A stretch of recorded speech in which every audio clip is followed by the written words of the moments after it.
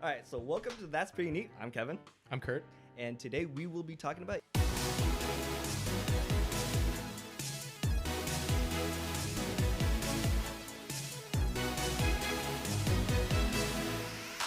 We're going to be talking about the entirety of Yurei Deco today.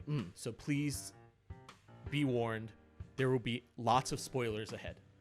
So, Kurt, this was a show that I was really, really fascinated with from the start when we did seasonal fairs. Yep. And I'm very curious, what did you think about this show? We're going to talk about it a little bit later, but about the pacing. Yeah. But I think there were too many characters. My big issue was actually the introductions of the characters. I remember going from episode, I think it's 3 to 4. Yeah, it is a big jump. Yeah, and I thought I missed an episode. No, I did too. I'm like, wait, who are these characters? I did like the kind of, I wouldn't call them filler, but like the detective, the actual sleuthing episodes, because that's when you get to really learn like the personality. And Yeah, but I mean, I think that's one thing that the show did really well is all these episodes. Like, I think my favorite episode was the ramen episode, personally. Like, it's such an obvious nod to Tatami Galaxy. なお猫ラーメンといい猫で出汁を取っているという噂のラーメンであるが Especially since Watson ends up opening the ramen cart at the end. Yeah. And Tatami Galaxy, it's the Neko Ramen is the name of the ramen place. Yeah. So, but you do get to learn a lot about the character, right? Again, with Watson, he was just this random Maneki Neko that was like suddenly here. Yeah. And you do get to learn a little bit about his character. And there's some like Smiley and Madame 44 having their own episode. Yeah, kind of. which I also really enjoyed that episode. And the relationship Hank between... has his own episode too. Yeah. I really loved the relationship between Smiley and Madame 44. You really get the feeling that they are family. Yeah. Granddaughter and... I mean, I think I'm actually on the opposite side. Really? I felt...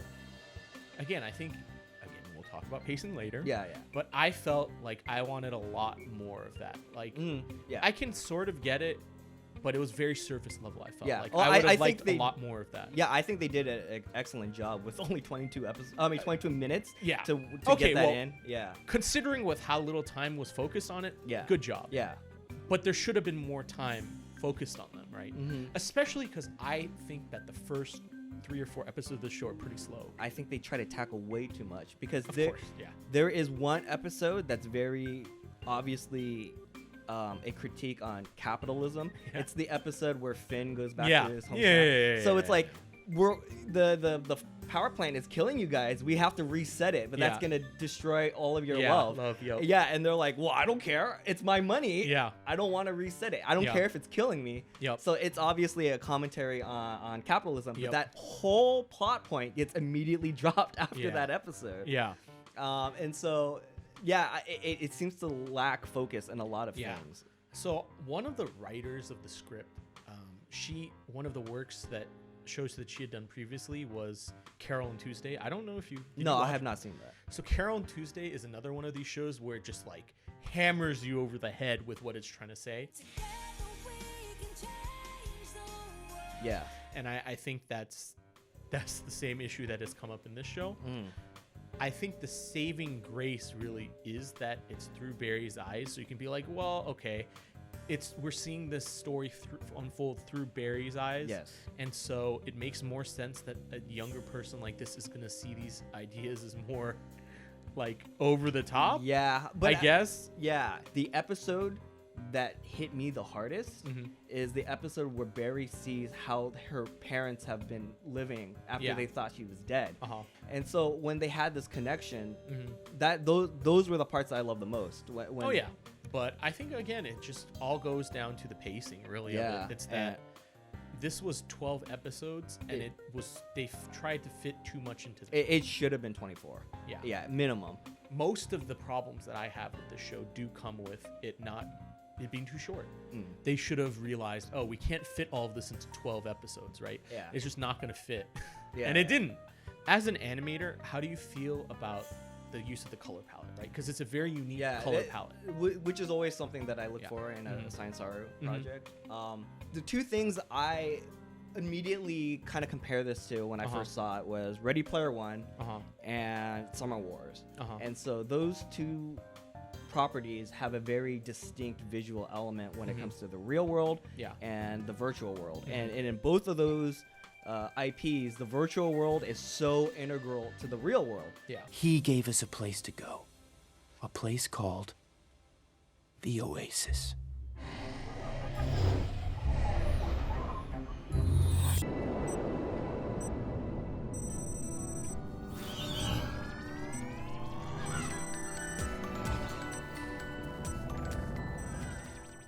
What I was hoping that this show would kind of do would be to have this nice visual element to differentiate the two. Yeah. But I think by kind of overselling it, what you kind of mentioned earlier is like they really want to hit you over the head that people can't tell the difference between reality and the virtual world. Yeah, they do multiple episodes. They do multiple episodes, and by having actual virtual elements in the real world, it ironically takes away from that impact. I feel. Okay. Yeah. Yeah. And so that's what hurts me the most is like there's so much potential, but they just weren't able. They just weren't able to hit it. Yeah. I think all of these bright colors that they use really reflect Barry's innocence. Yes. Right. Yes. I think this world reflects Barry's viewpoints in a lot of ways, especially since we see the story told from her point of view. Yeah. So I mean, I understand why the colors are how they are. Yeah. I think it helps set the tone, right? You understand the tone of this as compared to something that I think it had the largest inspiration for it was Isao Mitsuo's Den-noh Coil. Yeah. I think that it's crazy how much was ripped from Den-noh Coil to put into this. I think that Den-noh Coil is like maybe one of the big shows that you think of when you think of these kind of sort of near future social commentary type of shows. Yeah. Where it beat everyone to the punch on the virtual glasses. I mean, even Madam 44 is pretty much just a Mega Bomb. Yeah.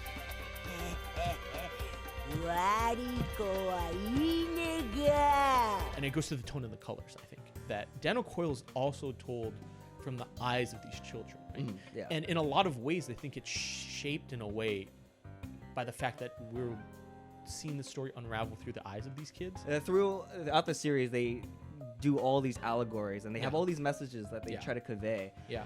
Do you think that they successfully tackled any of these topics in particular, or do you think they were all kind of a wash because they just try to do too much with too little? Because I would definitely say, okay, the big one that it just constantly is nailed over your head every episode is what is real. Yeah. So this idea of like misinformation, what do we perceive to be real? Is it what's in front of us or what's on a piece of paper?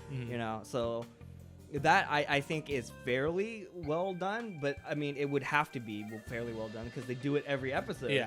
But when it comes to these smaller things like the whole capitalism critique, that went nowhere. Yeah, that went nowhere. I think overall it gets the message done. I mean, it's so ham-fisted. It is such a big open palm slap to the face when it comes to the messaging that you can't miss it. Yeah, but of course, it hits you over the head. Yeah, but I think the story is interesting enough. The characters are likable enough for you to really forgive that. Again, when you look at a lot of other shows that tackle these topics, this one is towards the bottom, I would say.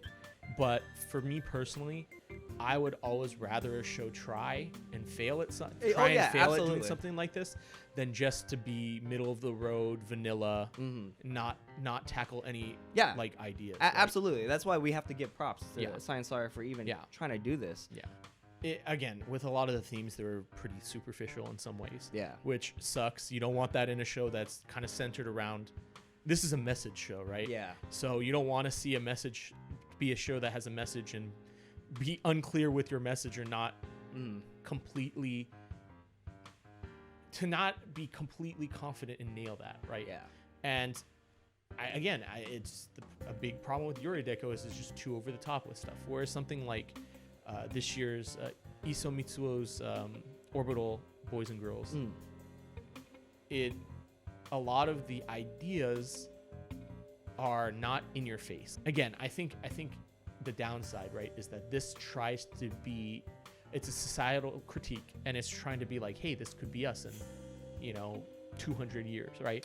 I am curious though how this will hold up in 20 years. Of course, you know, because there are things that we may think is absurd, but it might actually be true. Yeah, I mean, I think the biggest issue with that if we're gonna go in a decade from now and be like, wow, Yurei Deco was so prescient, right? Yeah. It really nailed X, Y, and Z of our society now. I think that the biggest roadblock to that will be that it projected itself too far in the future while being way too obsessed with things that are happening right now in an on-the-nose way, right? Why something like Den-noh Coil, I think, is so prescient is that it shows how attached we are to technology without directly, being on the nose to that time, right? So Den-noh Coil came out in 2009, right? I didn't have an iPhone back then. I don't think I even had a smartphone, right? Smartphones were definitely not as ubiquitous. It was a luxury item back then. Exactly. They weren't as ubiquitous as then as they are now, right? Yeah. But what Den-noh Coil nails is how kids are attached to their Devices. cyber glasses and their devices, right? Why Den-noh Coil was so successful is that it tackled issues that were happening at the time without going, this is exactly what's happening. It had to have some foresight of and some creativity of maybe the future will look like this. Yeah. Whereas Yurei Deco is just now, but the issues that we're going through now, 200 years. Exactly. Right? I don't think they pushed it. Again, they didn't push it enough. They didn't have enough creativity to project, okay, we're seeing this now, maybe our future will be like this in 200 years. It was more taking our current and taking it to the future rather than taking the future to our current. So overall, I really did like the show with all the flaws, all the warts and all. I found it very enjoyable. I really loved the cast. They were all quirky. So point blank, would you recommend this? Should people watch this show?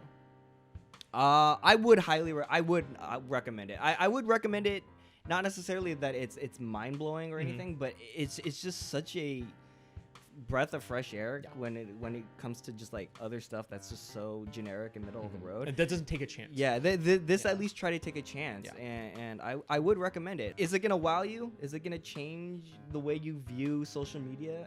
Unfortunately, no. But it is nice entertainment. If you just want to watch a touching adventure series of misfits becoming a family, I would recommend it, because what they do right is the emotional element. But I definitely did not regret my time. So I was kind of back and forth on this. I think people should give this one a watch. I value shows that take a chance at trying to present larger ideas over shows that won't take, like, I would rather the show swing for the fences than just bunt to get on base. And this is a swing for the fences, and they struck out. And that's okay. And that's it's not always. So I something like Wonder Egg Priority. They swung for the fences. They struck out really badly. They look silly doing it. But I think it's worth watching because there's enough bits on the way to that are interesting and unique to watch, right? In fact, I think that what is, again, you talked a lot about the characters, right? I think the social critiques in this show almost completely missed the mark. Like, there's no defending that, right? If you took the Yurei Detective Club outside of this, 19 Orwellian, futuristic social media hell of a setting, and place them into a different world, but the general story was similar, that they were searching for this MacGuffin to prove their innocence, and it's all about bonding with this group of misfits that they meet along the way. That, we would say, oh yeah, watch this, right? It's just that they missed so badly on the societal critique aspects of it that I think that there's a lot of criticism with the show, because it did miss badly. But I think it's anytime someone attempts something, like in the end we will take the prequel trilogy over the sequel trilogy, because the prequel George Lucas tried with the prequels, but He failed. he failed. They're not good, right? But there was a vision. But there's a vision, and he attempted something new. Whereas with the Disney sequel trilogy, it was more like, how can we replicate the formula of success? I think here we will always value taking a stab at it over just trying to pander to the memes. All right. Well, I hope you enjoyed our review, and I'm gonna go back to virtual reality. Yeah. See you next time, guys. God damn it.